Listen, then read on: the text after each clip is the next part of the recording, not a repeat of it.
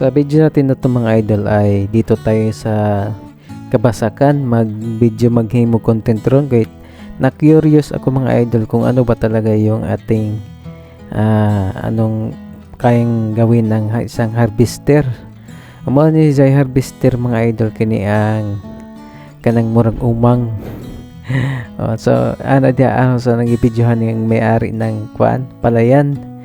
So dire nang sunod-sunuran og drone kini ang harvester nga ilang giingon. So mas lahi jud siya idol sa kanaang tao o kanaang harvester nga kanaang di makina mga idol kay dali ra gud siya di ay harbison di ra kaabot og usa ka adlaw depende sa kadako po sa inyong basak mga idol. So inani di siya nagporma di ay. So karon pa po ko kita aning inaning klase nga pang-harvest og basak og humay og palayan sa Tagalog. So ganito pala kadali lang yan tingnan yung mga idol talagang napakabilis lang niya tinapos yung isang kahon. So bali yung driver dyan is yung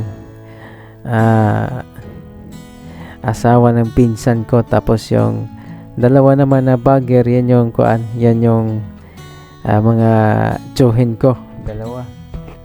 So bali silang dalawa yung bagger tapos iba yung driver, bali tatlo lahat mga idol. So yan, tingnan nyo mga idol kung paano i-proseso, kung paano i-drive ng driver yung yung harvester na tinatawag nila dito sa aming probinsya.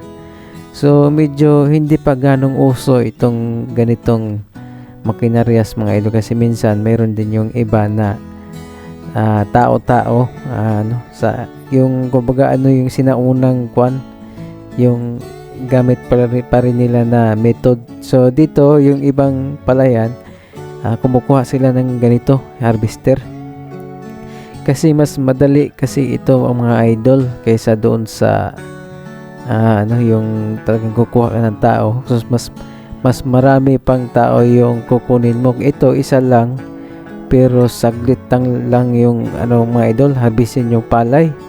Tapos pag hinarvest mo is kumbaga diretso na siya na talagang yung talaga yung palay na ibibilad mo na lang, tapos galing mo doon sa yung gilingan para magiging bigas. So ito yon.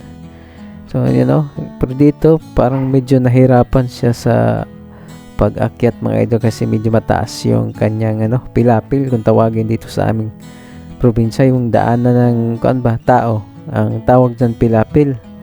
So ayan, paangat na siya. So ayan kita niyo naman kung gaano ka hirap, kailangan talaga ng diskarte dyan na mga idol para makatawid ka doon sa kabila.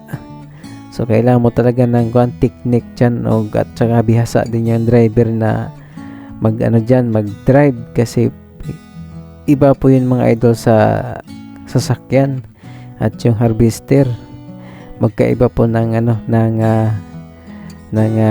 gear mga kaya madali siya tingnan sa una, pero kung ikaw siguro yung magmaneho parang mahihirapan ka siguro mga idol kasi syempre hindi mo pa kabisado yung kahit siyempre kahit ako naman driver ako dati na sa Maynila, kung sasampa ako sa harvester na yan sigurado mangangapa din ako kasi siyempre hindi natin gamay yung hindi natin nasubukan yung ganitong klaseng vehicle. Kaya kahit gaano mo pa kagaling magmaneho, basta hindi mo talaga nasubukan yung isang kung paano i-operate talagang mahihirapan ka mga idol.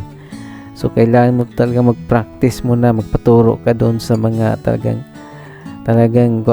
legendary na mga driver ng mga ganitong makina mga idol So magkaiba talaga siya mga idol, kay hindi siya yung literal na sasakyan, talaga siyang para siyang yung tawag niya yung backhoe, parang ganon ang style, pero magkaiba sa kasi yung ito pala yung in-harvest, yung bako naman nagano ng daan, kumbaga naghuhukay ng daan. So ito magkaiba to mga idol, pero yung gulong niya talagang parehong-pareho dun sa bako kasi bakal yung gulong nito mga idol. So ayan, talagang nahirapan siya dun sa pag-akyat kasi medyo mataas talaga. At saka yung yung pilapil, rin malambot yung lupa kaya dumudulas lang yung kanyang gulong na bakal. So yun, pupunta siya doon sa kabilang side para doon siya maghanap ng talagang nakakadaan siya doon sa sa hindi mataas na pilapil kung tawagin. Kaya ayan, pinaikot niya doon. O yun tingnan nyo, tatagilid pa, pero pag tayo siguro nag-drive niyan tapos biglang tumagilid, siguro kakabahan ka.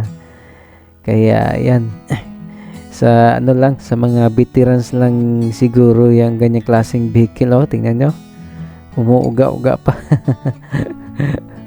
Parang literal talaga na yung bako, pero magkaiba nga lang kasi palay yung binabako niya, hindi yung mga lupa, So dito, dyan sa lulusot, sa titingnan natin kung makakalusot. Ayan, mukhang makakalusot siguro kasi medyo mababaw lang dyan banda at hindi mataas yung pilapil. Tingnan nyo mga idol. Umaangat pa yung unahan. Ayun, nakalusot. Diyan sa ngayon diyan sa ngayon magpaikot-ikot, mag-harvest ng palay.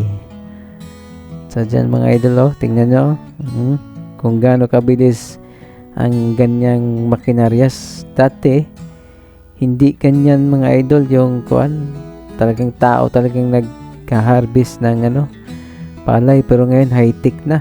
Talagang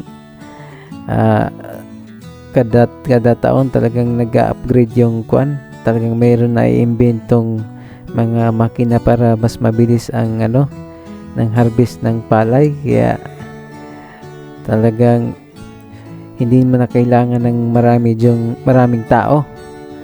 Ang kailangan mo lang isang ganyang harvester, tapos 3 tao, okay na. Tapos yung iba, yan yung audience.